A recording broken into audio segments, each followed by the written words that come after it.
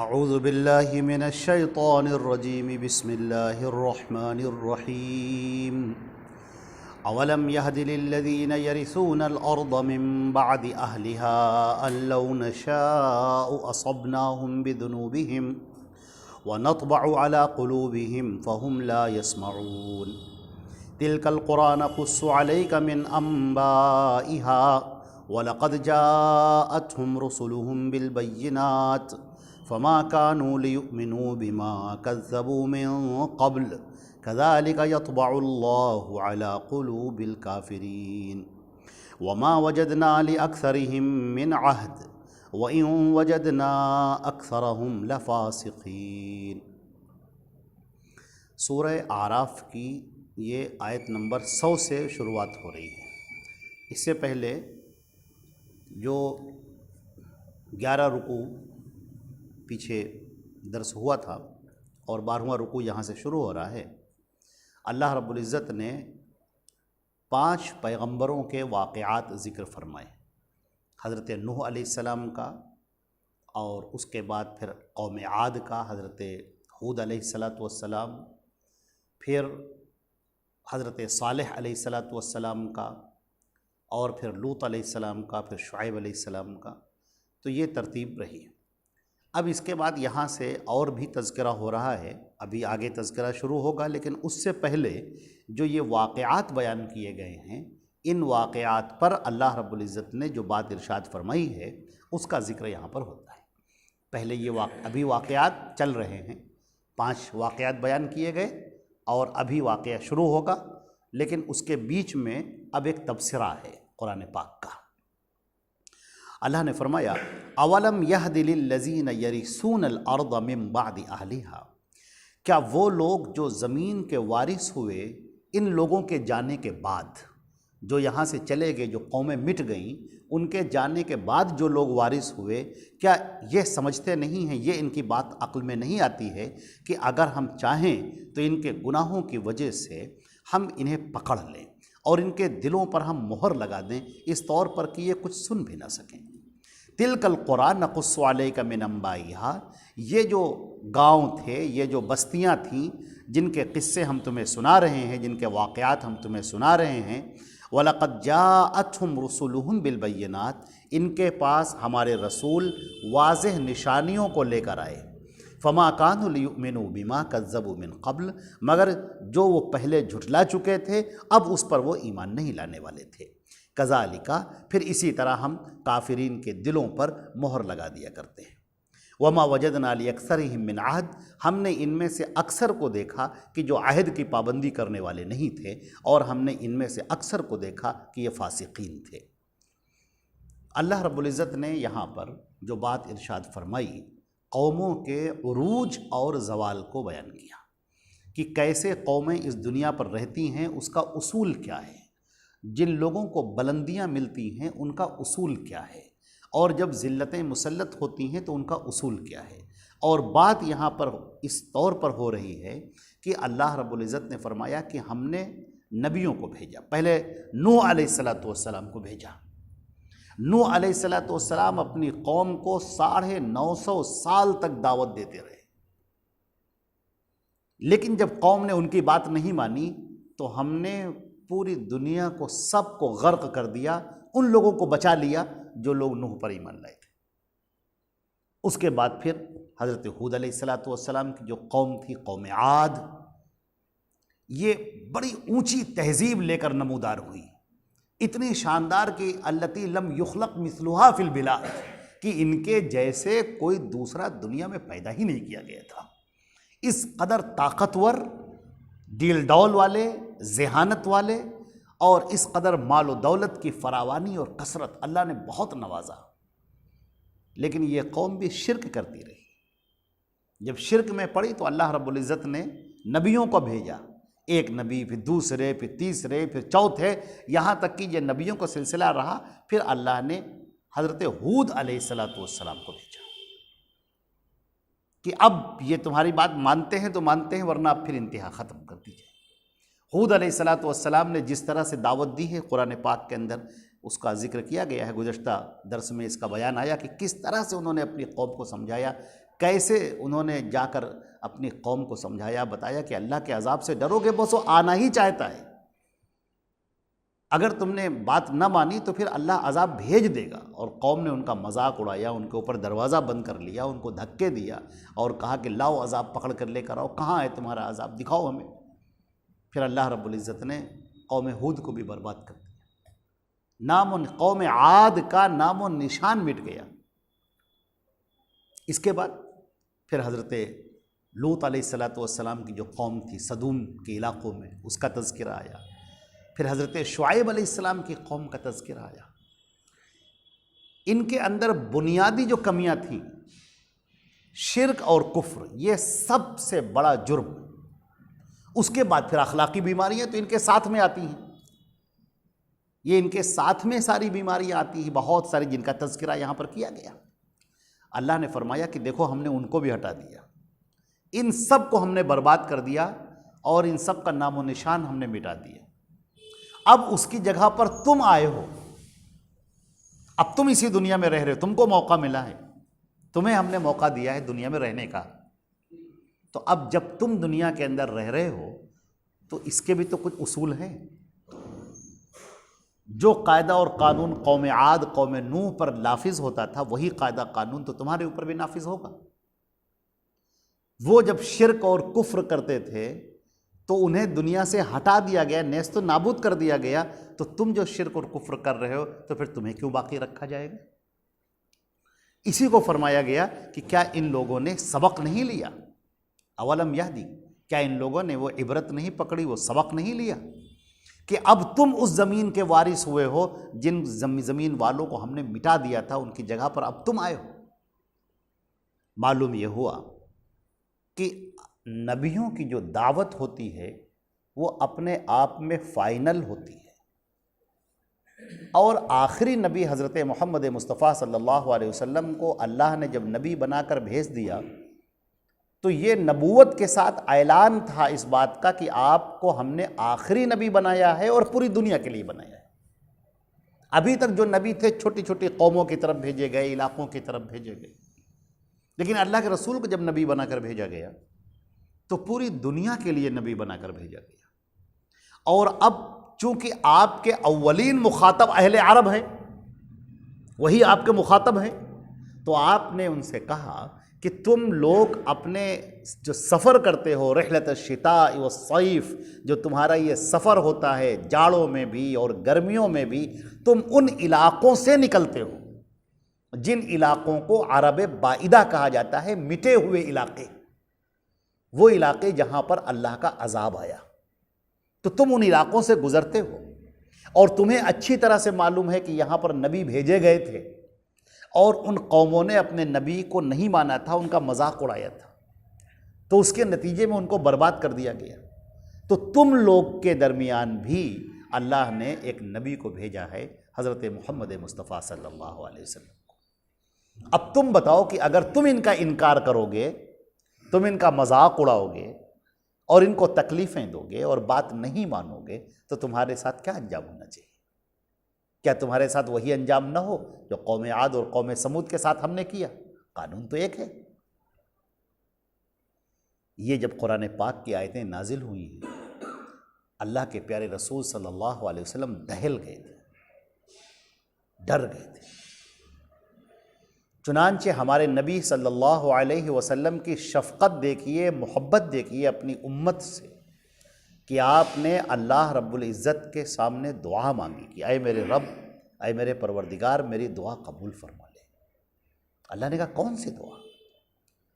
کہا اے میرے پروردگار، میری امت کو ویسے ہلاک نہ کر جیسے قوم عاد اور سمود اور ہود اور لوط اور اصحاب شعیب، ان کو برباد کیا گیا۔ میری امت پر ایسا عذاب نہ بھیج کہ پوری قوم ختم کر دی جائے، پوری قوم پر عذاب بھیج دیا جائے۔ چنانچہ وہ دعا اللہ رب العزت نے قبول فرمائی۔ آپ نے پھر ایک اور دعا مانگی، کہا اے اللہ، کچھ ایسا کر دے کہ میری قوم ہمیشہ متفق رہے، متحد رہے، اس کے اندر کبھی انتشار نہ ہو، اختلاف نہ ہو۔ اللہ نے کہا نہیں، یہ دعا نہیں قبول، یہ تو امتحان ہے، یہی تو امتحان ہے تمہاری عقلوں کا، تمہارے دماغ کا، یہی تو امتحان ہے حق اور باطل کو پہچاننے کا۔ اللہ نے تمہیں نوازا ہے، عقل دی ہے، تمہیں سمجھداری دی ہے، تو اس کا امتحان کب ہوگا؟ کون حق پر ہے کون باطل پر ہے، یہ تو اب تم کو فیصلہ کرنا ہوگا نا۔ اگر تمہاری عقل کا فیصلہ نہ ہو تو پھر تمہارے اس عقل کو دینے کا فائدہ کیا ہے؟ پھر پاگل اور مجنون اور تم دونوں برابر ہو جاؤ گے نا۔ پاگل اور مجنون کے اوپر تو شریعت لاگو نہیں ہوتی، کوئی پاگل ہے کوئی دیوانہ ہے اس کے اوپر کوئی شریعت لاگو نہیں، وہ آزاد ہے۔ لیکن تم تو سمجھدار ہو، تمہارے اوپر شریعت لاگو ہوتی ہے، تمہاری عقل کا امتحان ہوتا ہے کہ حق اور باطل کو پہچانو۔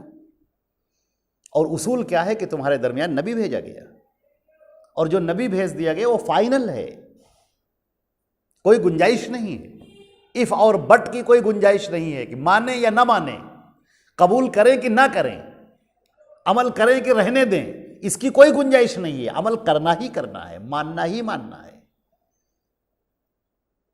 اور اللہ نے فرمایا اس قوم کے لیے، امت محمدیہ کے لیے، کہ خبردار یاد رکھنا کہ جو نبی کی بات نہیں مانے گا فَلَنُذِيقَنَّهُمْ الْعَذَابَ الْأَدْنَىٰ دُونَ الْعَذَابِ الْأَكْبَرِ، تو ہم بڑے دن کے عذاب سے پہلے، قیامت کے دن کے عذاب سے پہلے چھوٹے عذابوں کا مزہ چکھائیں گے۔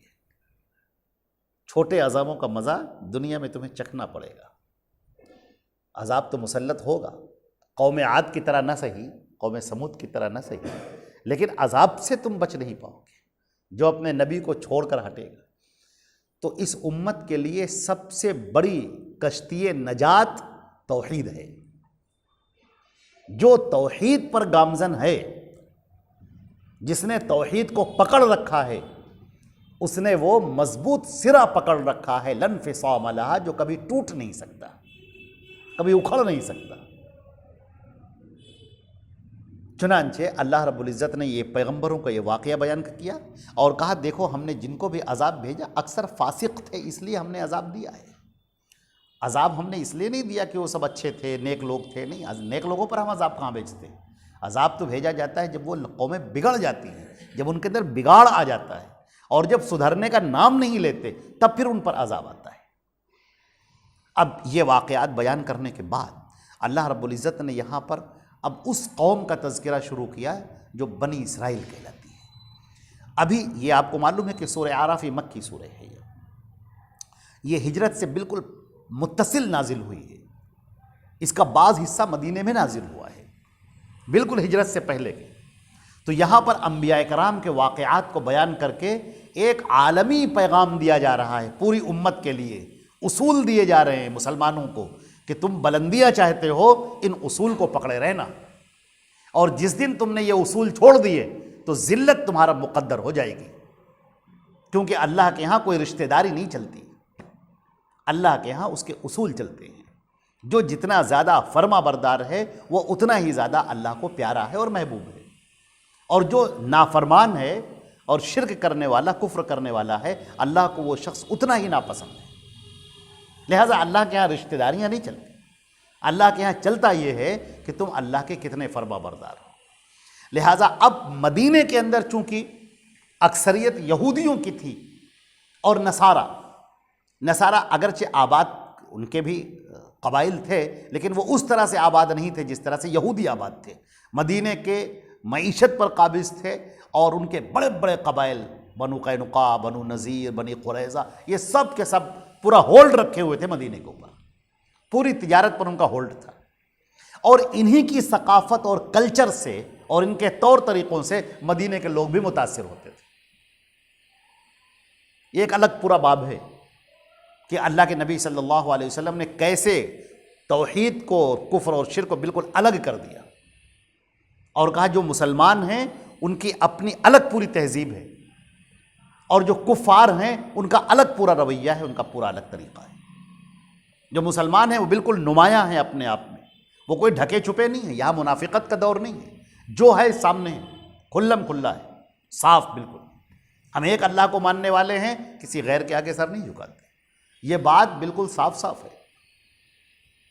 اللہ کے نبی صلی اللہ علیہ وسلم نے فرمایا یا معاذ لا تشرک باللہ وان قتلت وان حرقت، معاذ تم کبھی شرک مت کرنا، چاہے تمہیں جلا دیا جائے، چاہے تمہیں ٹکڑے ٹکڑے کر دیا جائے، صاف صاف بات بالکل۔ یہاں دو ٹوک باتیں۔ اب مدینے کے اندر جو یہودی موجود ہیں ان کے لیے بھی پیغام، کیونکہ قرآن پاک تو عالمی ہے، نبی ہمارا عالمی ہے، تو یہ پیغام تو عالمی طور پر ہے، پوری دنیا کے لیے ہے۔ لہٰذا قوم یہود بھی اور قوم نصارہ بھی، یہ دونوں حضرت موسیٰ علیہ السلام کو ماننے والے ہیں۔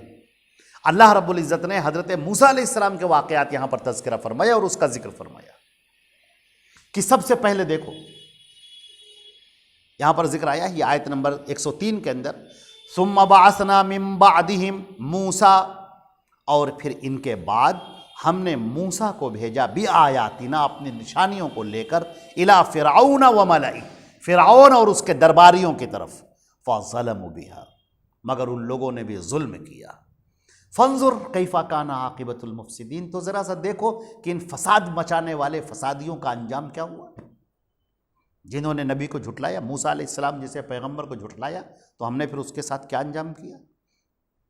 یہ ابھی واقعہ پورا چلے گا، لیکن اس سے پہلے ہم ایک چھوٹی سی تاریخ بتا دیں کہ حضرت یوسف علیہ السلام جب مصر کے اندر آئے اور اللہ نے انہیں حکومت عطا فرمائی، تو بنو اسرائیل کے وہ قبائل جو کنعان وغیرہ میں آباد تھے، وہ سب کے سب مصر آ گئے اور یہاں آ کر بس گئے۔ اور چونکہ یوسف علیہ السلام نے اتنی عمدہ تربیت کی تھی، تورات کے بیان کے مطابق یوسف علیہ السلام نے ان کے اوپر شاندار تربیت کی اور بہترین احکامات فرمائے۔ پوری قوم، نبی تھے وہ، پوری قوم کی فکر کرنے والے، لہٰذا بنی اسرائیل اپنے آپ میں معزز ہوتے چلے گئے پورے مصر کے اندر۔ حضرت یوسف علیہ السلام کا جب انتقال ہو گیا تو انہوں نے ایک وصیت کی، انہوں نے کہا کہ اے میرے لوگوں، جب تم لوگ مصر سے جانا تو میری لاش جو تابوت میں ہوگی وہ لے کر جانا ساتھ میں۔ تو لوگوں نے کہا کہ اے اللہ کے نبی، ہم لوگ تو یہاں آباد ہیں، اتنے اونچے اونچے عہدوں پر ہیں، اتنی خوشحالی میں ہیں، تو ہم لوگ مصر سے کیوں جائیں گے، کیا وجہ ہوگی؟ یوسف علیہ السلام نے کہا کہ ہم نے نبیوں کا جو واقعات دیکھے ہیں، جو تاریخ، کہ نبی جب اپنی قوم سے چلا جاتا ہے تو اس کے بعد پھر وہ قوم بے راہ رو ہو جاتی ہے، وہ پھر نبی کے طریقے کو چھوڑ بیٹھتی ہے اور شیطان اسے اچک لیتا ہے، اور شیطان پھر ان کے دماغوں کے ساتھ کھیلتا ہے، اور پھر اللہ کا عذاب نازل ہوتا ہے، وہ ذلت کا کوڑا پڑتا ہے جس سے کوئی قوم بچ نہیں سکتی۔ تو اے بنی اسرائیل، تم جب بھی یہاں سے نکلنا، مجھے یہاں مت چھوڑنا، مجھے میری تابوت کو لے کر جانا یہاں سے۔ یہ یوسف علیہ السلام نے وصیت کی تھی، ان کی نگاہیں بہت دور تک دیکھ رہی تھی، اور یوسف علیہ السلام کا جو ہی انتقال ہوا، ان کے بیٹے افرایم وغیرہ انہوں نے وہ سنبھال نہیں پائے، جس طرح سے کار نبوت کو سنبھالنا، اگرچہ نبی نہیں تھے وہ، لیکن بہرحال نبی کے بیٹے تھے، انہی کی آغوش میں پرورش پائی تھی، لیکن وہ اس کو سنبھال نہیں سکے۔ اور پھر بنی اسرائیل دھیرے دھیرے اخلاقی بیماریوں میں مبتلا ہوتے چلے گئے۔ میرے عزیزوں، بہت پوائنٹ کا نقطہ ہے، بہت پوائنٹ کا، یہ ٹرننگ پوائنٹ ہے قوموں کا۔ بنی اسرائیل عروج سے کیسے زوال کی طرف جا رہے ہیں، بلندیوں سے کیسے نیچے گر رہے ہیں، کہ اپنے نبی یوسف علیہ السلام کی تعلیمات کو چھوڑ بیٹھے، اور جیسے ہی اپنی نبی کی تعلیمات کو چھوڑ بیٹھے، ان کے اندر کفر داخل ہونا شروع ہوا، ان کے اندر شرک داخل ہونا شروع ہوا، ان کے اندر جہالت آنی شروع ہوئی، بدعات و خرافات آنے لگیں، پھر قبطیوں کے کلچر سے، جو مصر کے اصل باشندے تھے، قبطیوں کے کلچر سے متاثر ہونے لگے، پھر ان کے رسم و رواج ان کے اندر آنے لگے، نبی سے دور ہوتے چلے گئے اور جہالت کے اندر غوطہ زن ہوتے ہوئے چلے گئے۔ اور جب یہ عالم ہوا تو اللہ رب العزت نے پھر فرائنہ کو اٹھایا، قبطیوں کی یہ نسل، انہوں نے کہا یہ باہر سے آئے ہوئے لوگ، یہ یہاں کیوں بس رہے ہیں؟ نہ یہ پڑھے لکھے ہیں، نہ یہ کچھ اچھے ہیں، یہ غنڈہ گردی کرنے والے بدماش قسم کے لوگ یہاں رہ کیوں رہے ہیں؟ لہٰذا قبطیوں نے حکومت حاصل کرنی شروع کی، ان کو مارنا شروع کیا، ایک جنگ ہوئی، اور اس کے بعد پھر پہلا جو بادشاہ وہاں کا بنا، اس نے اپنا لقب فرعون رکھا، اور اس کے بعد پھر پہلے فرعون نے تو ان کے ساتھ میں کوئی خاص ظلم نہیں کیا، اس نے ان کو چھوڑے رکھا، لیکن اس کے بعد جو تیسری اور چوتھی پشت میں جو فرعون آتے گئے، انہوں نے پورے بنی اسرائیل کو اپنا غلام بنا لیا، کہ ہم تم کو مصر سے جانے بھی نہیں دیں گے، بھاگنے بھی نہیں دیں گے، اور تم سے ظالمانہ کام لیں گے، خدمتگار بن کر رہو گے تم پوری قوم کو۔ اب بنی اسرائیل روتے تھے اور یوسف علیہ السلام کے عہد کو یاد کرتے تھے۔ یہ جو حالات تھے ان کے درمیان، جب یہ ظلم کی انتہا ہوئی تو اللہ رب العزت نے پھر فیصلہ کیا۔ فیصلہ کیا کہ اس سے پہلے جو فرعون تھا، اس فرعون نے، اس کو نجومیوں نے آ کر بیان کیا کہ یہ جو بنی اسرائیل ہیں، انہی میں سے کوئی ایک شخص اٹھے گا جو آپ کی حکومت کو چھین لے گا۔ اور بادشاہ لوگوں کو بڑا خطرہ ہوتا ہے کہ ہماری حکومت چلی نہ جائے۔ جو لوگ ستہ میں بیٹھے ہوئے ہوتے ہیں ان کو ستہ جانے کا بہت ڈر ہوتا ہے، وہ اس کے لیے سب کچھ کر گزرتے ہیں۔ چنانچہ جیسے ہی نجومیوں نے یہ بیان کیا کہ بنی اسرائیل میں کوئی ایک شخص اٹھے گا اور وہ آپ کی حکومت چھین لے گا، تو اس نے اعلان کیا کہ بنی اسرائیل میں جو بھی بچہ اب پیدا ہو اسے قتل کر دیا جائے، لڑکیوں کو چھوڑ دیا جائے، لڑکیوں سے کوئی مطلب نہیں، لڑکا جو پیدا ہو اسے قتل کر دیا جائے۔ اب بنی اسرائیل کے بچوں کو ڈھونڈ ڈھونڈ کر، کوئی عورت پریگننٹ ہوتی اس کے پیچھے سپاہی لگے رہتے، انتظار کرتے کہ کب اس کی ولادت ہوتی ہے، کب دیکھا جائے کہ بچہ ہے کہ بچی ہے۔ بچی ہے تو کوئی بات نہیں، چھوڑ دیا جائے، اگر بچہ ہے، لڑکا ہے تو اسے مارا جائے، قتل، اسی وقت قتل کر دیتے تھے۔ یہ حالات تھے۔ اور موسیٰ علیہ السلام کی ماں وہ حاملہ ہوئی، اب وہ گھبراہٹ کا شکار۔ چنانچہ اللہ رب العزت فرماتا ہے کہ وہ اوحینا الی ام موسیٰ، ہم نے موسیٰ کی ماں کی طرف وحی کی۔ وحی کرنے کا مطلب ہے کہ ان کے دل اور دماغ کو ہم نے مضبوط کیا اور اپنی طرف سے ہم نے چیزیں کی۔ بعض لوگ کہتے ہیں کہ وہاں پر جو ایسے شخصیات تھے، جو نیک لوگ تھے، ان کے سامنے فرشتے آتے تھے انسانی شکل میں اور ان کو بیان کیا جاتا تھا۔ بہرحال موسیٰ علیہ السلام کی عین اس حالات میں، جبکہ فرعون کی جو پولیس ہے وہ چپے چپے پر تعینات ہے کہ کوئی پیدا ہوا اور فوراً دیکھا، اور موسیٰ علیہ السلام کی ولادت ہوتی ہے، موسیٰ علیہ السلام پیدا ہوتے ہیں، اور فرعون کے لوگ ہیں سب گھوم رہے ہیں، انہیں خبر نہیں۔ چنانچہ ایک صندوق کے اندر، چھوٹے سے صندوق میں موسیٰ علیہ السلام کو رکھا جاتا ہے، اللہ کا حکم تھا، موسیٰ علیہ السلام کو صندوق میں رکھا جاتا ہے اور دریائے نیل میں بہا دیا جاتا ہے۔ اور موسیٰ کی ماں سے اللہ نے کہا کہ یہ بچہ ہم تمہارے پاس واپس لائیں گے۔ اب ذرا سوچ کر دیکھیے، جہاں پر عقلیں گم ہو جاتی ہیں، گنگ ہو جاتی ہیں، جہاں پر سارے اسباب ختم ہو جاتے ہیں، وہاں پر اللہ کی حکمت کام آتی ہے۔ جب سارے دروازے بند ہو جاتے ہیں تو اللہ رب العزت وہاں سے دروازہ کھولتے ہیں جہاں سے کوئی گمان نہیں کر سکتا۔ لہٰذا اللہ پر مکمل بھروسہ رکھنا چاہیے۔ موسیٰ علیہ السلام کی ماں نے اپنی بیٹی سے کہا کہ تم جاؤ ذرا سا پتہ لگاؤ کہ یہ صندوق بہتا ہوا جا کہاں رہا ہے، کہاں جا رہا ہے، اس بچے کا ہوگا کیا۔ اور صندوق بہتا ہوا، اور وہ کنارے پر چلتی ہوئی ان کی بہن موسیٰ علیہ السلام کی، اور وہ صندوق بہتا ہوا وہاں پر ٹھہرتا ہے، رک جاتا ہے، جا کر ان سیڑھیوں کے پاس جا کر ٹھہر جاتا ہے جو فرعون کا محل ہے، جس کا حکم یہ ہے کہ بچوں کو قتل کر دیا جائے۔ اسی کے محل کے پر، وہ ان کے سیڑھیوں پر جہاں سے پانی گزرتا تھا دریائے نیل کا، وہیں پر وہ صندوق رک جاتا ہے۔ اور فرعون کی بیوی اپنی سہیلیوں کے ساتھ وہاں پر موجود ہوتی ہے۔ اس نے دیکھا، کہا کہ یہ چھوٹا سا بکسا کیا ہے، دیکھو یہ کیا ہے، کیا چیز ہے یہ۔ کھولا تو دیکھا ایک بچہ اس میں سے۔ حدیث شریف کے اندر آتا ہے، قرآن پاک کی آیتوں کے اندر آتا ہے کہ وَأَلْقَيْنَا مَحَبَّةً مِّنِّي، کہ ہم نے اپنی طرف سے محبت پیدا کر دی اس کے دل کے اندر۔ اس نے بچے کو نظر ڈالی اور اس کی محبت اس کے دل کے اندر بیٹھ گئی کہ میرا بچہ ہے۔ ایک ماں کی جو محبت ہوتی وہ دل کے اندر بیٹھ گئی کہ نہیں، اسے قتل نہ کیا جائے۔ اس کی سہیلیاں کہہ رہی ہیں کہ نہیں نہیں، یہ تو بنی اسرائیل کا بچہ ہے، یہ بنی اسرائیل نے پھینکا ہوگا، اسی کا بچہ ہی ہے۔ کہا نہیں۔ فرعون کو خبر ملتی ہے، فرعون آتا ہے اور اس بچے کو دیکھتا ہے۔ ان کی بیوی، فرعون کی بیوی، اس بچے کو اٹھا کے فرعون کے ہاتھوں میں دے دیتی ہے اور کہتی ہے کہ اس کو پالیے، عسیٰ ان ینفعنا او نتخذہ ولدا، ہم اس سے کوئی فائدہ اٹھائیں گے یا اپنا بیٹا بنا لیں گے۔ اس کی کوئی بیٹا نہیں، اس کی کوئی اولاد نہیں تھی۔ اس نے وہ موسیٰ علیہ السلام کو لے لیا۔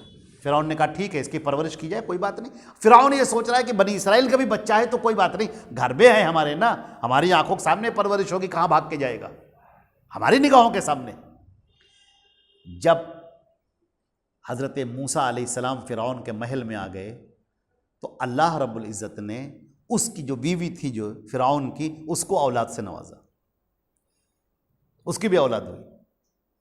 موسیٰ علیہ السلام جو پروان چڑھ رہے ہیں اس طریقے سے ادھر بھی پروان، یہی جو بیٹا پیدا ہوا یہ دوسرا فرعون ہوا. اس کے مرنے کے بعد وہ بادشاہ بنا.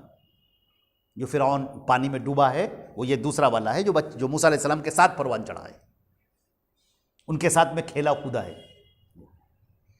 اب یہ بچہ اب آیا، اب اس کو دودھ پلانے کے لیے جو دودھ پلانے والیاں آ رہی ہیں، موسیٰ علیہ السلام کسی کے منہ نہیں لگا رہے، دودھ ہی نہیں پی رہے، روئے چلے جا رہے ہیں، دودھ نہیں پی رہے ہیں. بادشاہ حیران. اور موسیٰ کی وہ بہن وہ آگے بڑھی، اس نے کہا مجھے ایک پتہ معلوم ہے ایک عورت کا جو بہت صاف ستھری رہتی ہے، وہ دودھ پلائے گی. فرعون نے کہا جاؤ لے کر آؤ. چنانچہ حضرت موسیٰ علیہ السلام کی جو ماں ہیں وہ آتی ہیں محل کے اندر، اور جیسے ہی وہ بچہ یعنی موسیٰ علیہ السلام اس کی گود میں رکھا، فوراً وہ چپ ہو گئے اور فوراً دودھ پینا شروع کیا. فرعون کو شک ہوا، اس نے کہا کیا یہ تمہارا ہی بیٹا ہے؟ تو وہ خاموش رہیں، چپ رہیں. ان کی بیوی نے کہا ارے کیوں اس کو، بیچاری سیدھی سادی عورت ہے، کیوں اس کو پریشان کرتے ہو، ایسے ہی ڈری سہمی ہے بادشاہوں کا محل دیکھ کے، کیوں ایسے سوالات کرتے ہو؟ کہا اچھا ٹھیک ہے. کہا بیوی دیکھو تم اس بچے کو پالو اور ہم اس کے لیے روزینہ جاری کریں گے، تم کو بھی تنخواہ دیں گے اور اس بچے کے لیے بھی، اور اس کو بہت آرام اور اطمینان سے رکھنا، اس کو کوئی تکلیف نہ ہونے پائے. اب چنانچہ موسیٰ علیہ السلام کا روزینہ جاری ہوتا ہے فرعون کی طرف سے. یہ قدرت کے آپ نظام دیکھیے آپ پہلے کہ جو قتل کے در پہ، اور ایسا نہیں کہ اس نے حکم اپنا واپس لے لیا، ابھی بھی بچے قتل کیے جا رہے ہیں، ابھی بھی اسی کے حکم سے بچے بنی اسرائیل کے مارے جا رہے ہیں. لیکن جب اللہ رب العزت کوئی فیصلہ کرنا چاہتا ہے تو دماغ بالکل بند کر دیتا، وہ ادھر سوچ ہی نہیں سکتا، ادھر جان ہی نہیں سکتا. چنانچہ موسیٰ علیہ السلام نے دودھ پیا، اور اس کے بعد جب دودھ پینے کی مدت ان کی ختم ہوئی تو یہاں پر فرعون کے محل کے اندر آئے شہزادوں کی زندگی گزارنے کے لیے. اور یہیں پر وہ فرعون کا دوسرا جو بیٹا چھوٹا تھا وہ بھی پیدا ہوا تھا، جو چنانچہ وہ موسیٰ علیہ السلام کو کہتے تھے، یہ فرعون کہتا تھا اور فرعون کی بیوی کہ تمہاری اس بچے کی برکت سے ہم کو بیٹی ہوئی، یہ بیٹا ہوا ہے اس کی برکت سے. چنانچہ وہ اپنے بیٹے سے کہتا تھا کہ تم یہ موسیٰ جو تمہارا بڑا بھائی ہے اس کے ساتھ میں رہو اور اس کے اخلاق اور اس کے اطوار سیکھو. اور فرعون کے دربار میں، فرعون کے محل میں حضرت موسیٰ علیہ السلام پروان چڑھ رہے ہیں. پروان چڑھتے گئے یہاں تک کہ جب وہ نوجوان ہو گئے اور اب انہوں نے اپنی آنکھیں کھولی. اب کون سی آنکھیں ہیں؟ یہ شعور کی آنکھیں ہیں. نبی کے اولادوں میں سے ہیں نا، یوسف علیہ السلام کا خاندان ہے، یعقوب علیہ السلام کا خاندان ہے، یہ ابراہیم علیہ السلام کا، نبیوں کا خاندان ہے یہ. اب انہوں نے آنکھیں کھولی اور آنکھیں کھولنے کے بعد دیکھا کہ بنی اسرائیل پر ظلم ہو رہا ہے. چنانچہ وہ شہروں میں نکلتے تھے عدل و انصاف قائم کرنے کے لیے. شہزادے تھے، بہرحال ایک دبدبا تھا، روب تھا.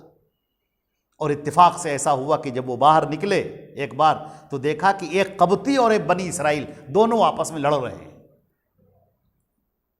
موسیٰ علیہ السلام اٹھے اور اس کو سمجھانے کے لیے آگے بڑھے اور بات ہی کی بات میں ایک گھونسا ایسے مار دیا. اس کے کوئی مارنے کا ارادہ نہیں تھا لیکن ایسے ہی ایک گھونسا مارا اس کے، اور موسیٰ علیہ السلام کا ہاتھ وہ ایسا کہ وہ وہیں پر دم توڑ گیا، مر گیا.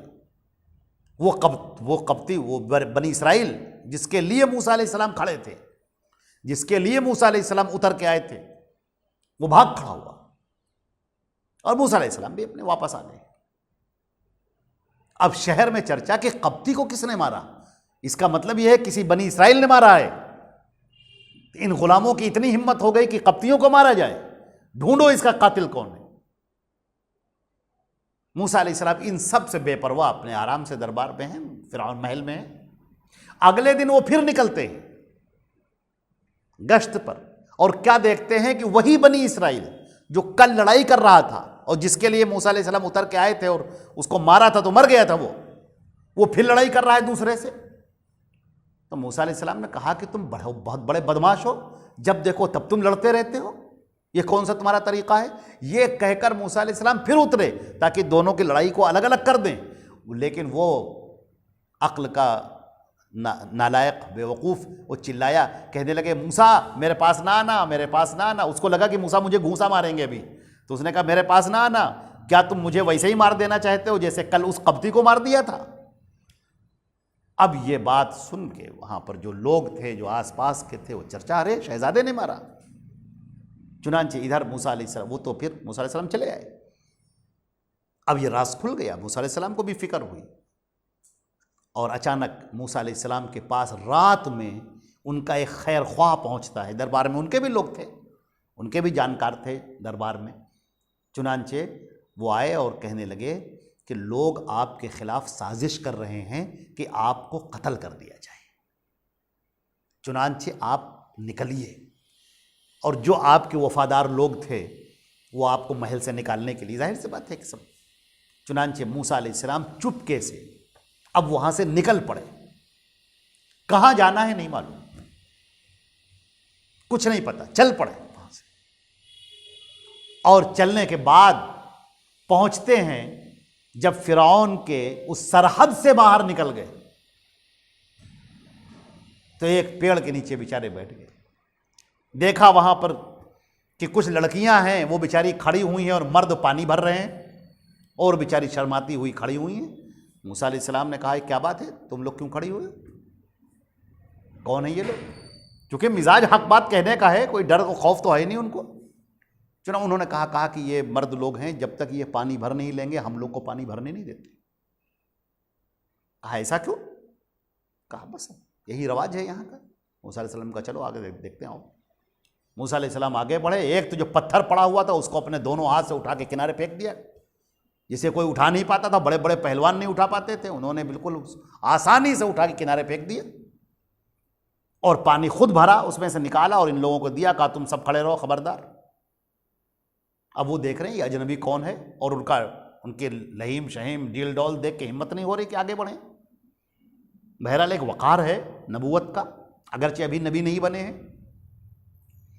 اب وہ دونوں بچیاں جو پانی لے کر اور اپنے گھر پہ پہنچتی ہیں، لوگ ہی کہتے ہیں، مفسرین نے لکھا ہے مگر اس کی کوئی صحیح سند نہیں ہے کہ وہ شعیب علیہ السلام کی بیٹیاں تھیں، مگر اس کی کوئی صحیح سند نہیں ہے. نہ حدیثوں کے اندر اس کا ذکر کیا گیا ہے، تاریخ میں یہ بات ملتی ہے، مگر یہ اس کی کوئی صحیح سند نہیں کہ وہ شعیب علیہ السلام کی بیٹیاں تھیں. لیکن جو بھی شخص وہ رہا ہو، بوڑھا، ان دونوں بیٹیوں کا باپ جو بھی رہا ہو، وہ ضرور نیک اور بہت سوجھ بوجھ رکھنے والا شخص تھا. اس نے کہا کہ اس پورے علاقے میں میری پوری بڑھاپا میرا گزر گیا، کوئی اتنا اچھا آدمی نہیں ہے جو خیر خواہی کرنے والا ہو. یہاں سب لوٹنے کھسوٹنے والے لوگ ہیں. وہ کون؟ ضرور کوئی اجنبی ہوگا، وہ کوئی اجنبی ہوگا. چنانچہ اپنی بیٹی کو بھیجا، کہا کہ جاؤ اسے بلا کر لے کر آؤ. اور جب موسیٰ علیہ السلام کو بلانے کے لیے آئی تو اب یہاں پر جو قرآن پاک نے جو نقشہ کھینچا ہے کہ اذ جاءت احداہما تمشی علی استحیاء، وہ ڈرتی، لجیلی، شرماتی ہوئی آئی اور کہا ہمارے ابا آپ کو بلا رہے ہیں. اور موسیٰ علیہ السلام جب چلے ہیں تو آپ آگے چلے ہیں اور اس لڑکی سے کہا ہے کہ تم میرے پیچھے چلو اور مجھے راستہ بتاتے ہوئے چلو. یہ تہذیب ہے کہ موسیٰ علیہ السلام آگے آگے چل رہے ہیں اور وہ لڑکی پیچھے چل رہی، تاکہ ان کی نگاہ اس کے سراپے پر، اس کے بدن پر، اس کے اسٹرکچر پر نہ پڑنے پائے. اور یہ ساری باتیں وہ نوٹ بھی کر رہی ہے، اور جا کر اس نے اپنے باپ سے بتایا بھی. تو انہوں نے کہا کہ آپ ہمارے یہاں رہ جائیے، ٹھہریے، اور اس کے بعد اپنی ایک بیٹی کی شادی ان کے ساتھ کرا دی. اور کہا کہ مہر کیا ہوگا معلوم آپ کا؟ مہر آپ کا یہ ہوگا کہ آپ یہاں پر ہمارے ساتھ میں رہیں اور 9 سال گزاریں یہاں پر، یہی آپ کا مہر ہے. انہوں نے کہا ٹھیک ہے. کہا اگر 10 پورے کر دے تو کیا کہنے؟ تو موسیٰ علیہ السلام نے کہا کہ میرے اوپر کوئی لازم نہ کرنا، جو مہر آپ نے رکھا ہے میں نے اسے قبول کیا ہے. چنانچہ موسیٰ علیہ السلام وہاں پر رہ رہے ہیں، اور جب 9 سال پورے کر چکے تو اب انہوں نے ارادہ کیا کہ ہم یہاں سے چلے جائیں فلسطین کی طرف، کنعان، فلسطین سے پہلے کنعان پڑتا ہے، کنعان کی طرف چلے جائیں ہم. جو ابراہیم اور اسحاق کا گھر ہے۔ اب موسیٰ علیہ السلام وہاں سے چلے کنعان کی طرف، راستہ بھول گئے، بلکہ یوں کہو کہ اللہ نے راستہ بھلا دیا۔ ٹھنڈک کی رات، کڑاکے کا جاڑا پڑ رہا ہے، اور آپ کے ساتھ آپ کی بیوی ہے، ایک خادم ہے ساتھ میں۔ کوہ طور کے قریب جب پہنچتے ہیں تو آگ جلتی ہوئی دیکھتے ہیں، دور پر کی آگ جل رہی ہے۔ اپنے گھر والوں سے کہتے ہیں ذرا ٹھہرو، ہم اس پہاڑ پر چڑھ کر جاتے ہیں اور آگ لے کر آتے ہیں، تاکہ کچھ لکڑیاں جلائی جائیں، کچھ آگ تاپی جائے۔ اور وہاں پر پہنچتے ہیں تو کیا دیکھتے ہیں کہ ایک ببول کا ایک درخت ہے، اور اس کی ہر پتی چمک رہی ہے، اور موسیٰ جیسے جیسے قریب ہوتے ہیں درخت دور ہوتا جاتا ہے۔ اچانک ایک جگہ پر آواز آتی ہے کہ یا موسیٰ فخلعن علیک، موسیٰ ٹھہر جاؤ، اپنے جوتے اتارو، میں تمہارا رب ہوں، اننی انا اللہ لا الہ الا انا فاعبدنی واقم الصلاۃ لذکری۔ اے موسیٰ اپنے جوتے اتار کر آؤ، میں رب ہوں، میں اللہ ہوں۔ اور پھر یہیں پر آپ کو نبوت ملتی ہے، اور اب حکم یہ ہوتا ہے کہ ادھر مت جاؤ، واپس مصر جاؤ، فرعون کے دربار میں جاؤ، اور اس کو ایک اللہ کا پیغام سناؤ۔ سوچ رہے ہیں آپ؟ اور موسیٰ علیہ السلام چل پڑتے ہیں۔ جو لاٹھی ہے وہ معجزہ ہے، لاٹھی زمین پر پھینکیے سانپ بن جاتا ہے، اپنا ہاتھ بغل میں ڈالتے ہیں اور یوں باہر نکالتے ہیں، وہ سورج کی طرح چمکتا ہے، اتنی تیز روشنی۔ تورات نے یہاں پر جو تورات کا بیان ہے اس میں یہ لکھا کہ برس کی طرح چمکتا ہے، جسے کوڑ چمکتا ہے۔ یہ بہت غلط اور بہت جھوٹی بات ہے، جو غلط ہے، ایک نبی کی توہین ہے یہ، اور اس سے اندازہ ہوتا ہے کتنا تورات ان لوگوں نے بگاڑ رکھا ہے۔ قرآن پاک نے اس کو ظاہر کیا کہ نہیں، وہ سورج کی طرح چمکتا تھا، یہ معجزہ تھا۔ اور موسیٰ علیہ السلام اب آتے ہیں فرعون کے دربار میں، وہی جس کے ساتھ وہ کھیل کر بڑے ہوئے تھے، کیونکہ وہ والا فرعون مر چکا تھا اور یہ دوسرا فرعون اب بادشاہ بنا ہوا تھا۔ اس عرصے میں 9 سال کا عرصہ بہت بڑا ہوتا ہے، حالات بدل چکے تھے، اب وہ بادشاہ بنا ہوا ہے۔ موسیٰ علیہ السلام کو یہ امید تھی کہ اس سے کچھ اچھی باتیں کریں گے، مگر فرعون تو فرعون، وہ پہلے والے سے بھی زیادہ سخت تھا اور اس سے بھی زیادہ دماغ کا بدھو تھا۔ موسیٰ علیہ السلام نے جب اس کو دعوت پیش کی تو اس نے کہا اچھا تم یہاں پر آئے ہو ملک پر قبضہ کرنے کے لیے، حکومت کرنے کے لیے آئے ہو۔ موسیٰ علیہ السلام نے کہا ہمیں حکومت نہیں چاہیے، حکومت ہم کیا کریں گے، حکومت ہمیں نہیں چاہیے، ہم چاہتے ہیں کہ تم نیک بن جاؤ، اچھے بن جاؤ، سارے لوگ بن جاؤ نیک، اور اگر نہیں تو کوئی بات نہیں، ان بنی اسرائیل کو ہمارے حوالے کرو، پھر یہ مصر میں نہیں رہیں گے، ہم ان کو لے کر چلے جائیں گے، ان بنی اسرائیل کو ہمارے حوالے کرو۔ اس نے کہا نہیں، تم رسول ہو، نبی ہو، تو کوئی دلیل دکھاؤ، تم کہتے ہو یوسف کی طرح تھے ہم، تو دکھاؤ یوسف کی طرح کوئی معجزہ۔ موسیٰ علیہ السلام نے کہا ٹھیک ہے، اپنی لاٹھی زمین پر پھینکی، اور جو ہی پھینکی وہ بھاگتا ہوا سانپ بن گیا، بہت بڑا اژدہا، اتنا بڑا اژدہا کہ وہ جو فرعون تھا وہ خائف ہو گیا، وہ اپنے تخت پر کھڑا ہو گیا ڈر کے وجہ سے۔ موسیٰ علیہ السلام نے اس کا لاٹھی پکڑی اور دوبارہ وہ بن گیا، پھر اپنا ہاتھ نکالا اور کہا دیکھو چمکتے ہوئے، لوگوں کی آنکھیں بند ہوئی جاتی تھی۔ پھر موسیٰ علیہ السلام نے ہاتھ اندر کیا، پھر ویسے کی طرح پہلے کی طرح، کہا یہ اللہ کی نشانیاں ہیں۔ کہا ٹھیک ہے آپ جائیے، ہم سوچتے ہیں، غور کرتے جائیے۔ موسیٰ علیہ السلام جاتے ہیں اور یہ درباری بیٹھ کر اب مشورہ کرتے ہیں۔ تو درباریوں نے جب مشورہ کیا تو انہوں نے کہا یہ جادوگر ہے، 9 سال میں اس نے جادو سیکھا ہے، یہ جادو سیکھ کے آیا ہے اور سیکھ کے آنے کے بعد میں قبضہ کرنا چاہتا ہے۔ تو فرعون نے کہا اس میں کون سی مشکل ہے، اعلان کر دو کہ جتنے بڑے بڑے جادوگر ہیں وہ آئیں اور مقابلہ ہوگا۔ پھر موسیٰ علیہ السلام جب پہنچے سمجھانے کے لیے تو وہ کہتا ہے کہ اے موسیٰ اب یہاں کوئی بات نہیں ہوگی، اب میدان میں بات ہوگی، پورے مصر کے سامنے بات ہوگی، بہت بڑے بڑے جادوگروں کو ہم نے بلایا ہے۔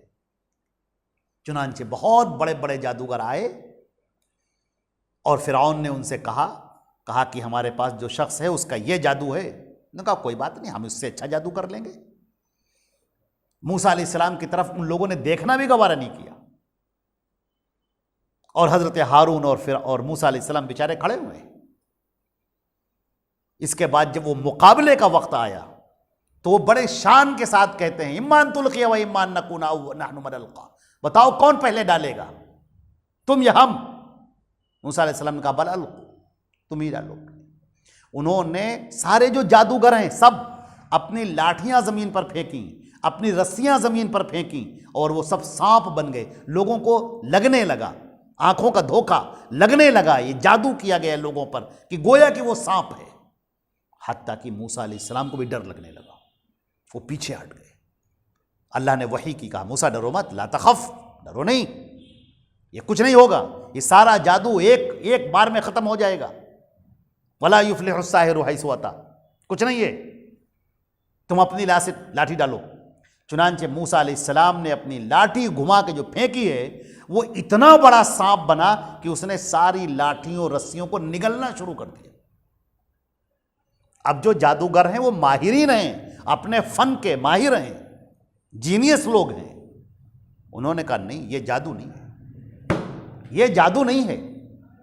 جادو میں آنکھوں کا دھوکہ ہوتا ہے، آنکھوں کا شعبدہ ہوتا ہے، چیزیں بدلتی نہیں ہیں، لگتی ہیں کہ چیزیں بدل رہی ہیں، اور اس نے تو کھا لیا اس کو، اس لاٹھی نے دوسری لاٹھیوں کو، رسیوں کو کھا لیا ہے۔ یہ جو کہہ رہا ہے وہ صحیح ہے۔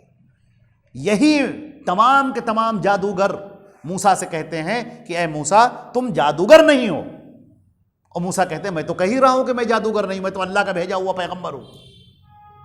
وہ کہتے ہیں کہ ہم آپ پر ایمان لاتے ہیں چاہے جو کچھ ہو جائے۔ فرعون کہہ رہے یہ کیا بات، یہ کیا ہو رہا ہے؟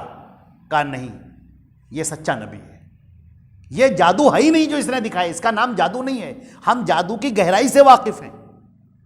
تو فرعون نے فوراً پینترا بدلا ہے، اس نے کہا یہ سب تم سب کی ملی بھگت ہے، یہ تمہارا گرو ہوگا جو یہاں آیا ہے، تم سب کی ملی بھگت ہے یہ، اب ہم تم سب کو وہ سزا دیں گے کہ لَأُقَطِّعَنَّ أَيْدِيَكُمْ، ہم تمہارے ہاتھوں کو کاٹ دیں گے، وَلَأُصَلِّبَنَّكُمْ أَجْمَعِينَ، تم سب کو پھانسی پر چڑھا دیں گے۔ انہوں نے کہا کہ فَقْدِ مَا أَنْتَ قَاضٍ، تم جو کرنا چاہو کرو، لیکن ہم جو ایمان لائے ہیں پلٹ نہیں سکتے۔ یہ ہوتا ہے ایمان، ایمان کے اندر کوئی ملاوٹ نہیں ہوتی، سچا پکا ایمان۔ یہ جو پورا واقعہ ہم نے آپ کے سامنے بیان کیا، یہ واقعہ یہاں پر بیان کیا گیا ہے، ہم اس کا ترجمہ آپ کے سامنے پیش کرتے ہیں، اور اس کے نکات انشاءاللہ پھر کبھی بیان کریں گے، اگلے درس میں انشاءاللہ بیان کریں گے۔ اعوذ باللہ من الشیطان الرجیم۔ اور پھر ہم نے ان کے بعد موسیٰ کو اپنی نشانیاں دے کر، نشانیوں سے مراد ایک لاٹھی پھینکنا اور ہاتھ کا بغل میں ڈالنا، نشانیاں دے کر فرعون اور اس کے لوگوں کے پاس بھیجا، مگر انہوں نے ظلم کیا۔ تو ذرا دیکھو کہ ان فساد برپا کرنے والوں کا کیا انجام ہوا۔ اور فرعون وقال موسیٰ یا فرعون، اور موسیٰ نے کہا اے فرعون انی رسول من رب العالمین، میں تمام جہانوں کے پروردگار کی طرف سے رسول بنا کر بھیجا گیا ہوں، اور میرے اوپر یہ لازم ہے کہ میں اللہ کے سلسلے میں کوئی صرف حق بات کہوں، اللہ کا نام لے کر میں کوئی غلط بات نہ کہوں، اور میں تمہارے سامنے واضح نشانیاں لے کر آ گیا ہوں تمہاری رب کی طرف سے، تو بنی اسرائیل کو میرے ساتھ بھیج دو۔ اس نے کہا کہ اگر تم نشانی لے کر آئے ہو تو لاؤ دکھاؤ، اگر سچے ہو تو نشانی ظاہر کرو۔ فَأَلْقَىٰ عَصَاهُ، موسیٰ علیہ السلام نے اپنی لاٹھی زمین پر ڈال دی، فَإِذَا هِيَ ثُعْبَانٌ مُّبِينٌ، تو اچانک وہ بہت واضح اژدہا بن گیا، بہت بڑا۔ وَنَزَعَ يَدَهُ، اور اپنے ہاتھ کو جب کھینچا، فَإِذَا هِيَ بَيْضَاءُ لِلنَّاظِرِينَ، تو دیکھنے والوں کے لیے وہ چمکدار بن گیا۔ قال الملأ من قوم فرعون، فرعون کی قوم کے جو درباری تھے وہ کہنے لگے ان ھذا لساحر علیم، یہ کوئی بہت جانکار جادوگر ہے، بہت بڑا جادوگر ہے۔ یرید ان یخرجکم من ارضکم، یہ چاہتا ہے کہ تمہاری زمین سے تم کو نکال دے۔ فماذا تأمرون، تم لوگ کیا مشورہ دیتے ہو؟ لوگوں نے کہا ارجہ واخاہ، اس کو اور اس کے بھائی ہارون کو ابھی چھوڑے رکھو، وَأَرْسِلْ فِي الْمَدَائِنِ حَاشِرِينَ، اور شہروں کے اندر پکڑنے والوں کو، ڈھونڈنے والوں کو بھیج دیجئے، یاتوکا بِكُلِّ ساحر علیم، جو ہر بڑے جادوگر کو آپ کے پاس لے کر آئے۔ وجاء السحرہ، بڑے بڑے جادوگر سب آ گئے، جو ٹاپ موسٹ جادوگر تھے اپنے زمانے کے، وہ سب آ گئے، اور آتے ہی کہنے لگے قالوا ان لنا لاجرا ان كنا نحن الغالبین، کہ جس سے مقابلہ ہوگا ہمارا، اگر ہم لوگ جیت گئے اور ہم ہی جیتیں گے تو ہمارا اجر کیا ملے گا، ہمارا پیسہ کیا ہوگا؟ دنیا داری، خالص دنیا داری، جب ایمان نہیں ہے تو دنیا داری۔ قال نعم، کہا بالکل اجر ملے گا، اور تم ہمارے قریبیوں میں سے ہو جاؤ گے، عہدے اور منصب بھی تم کو ملیں گے ہمارے دربار میں۔ جادوگروں نے کہا اے موسیٰ یہ بتائیے کہ آپ اپنی لاٹھی زمین پر پہلے پھینکیں گے یا ہم لوگ پہلے ڈالیں؟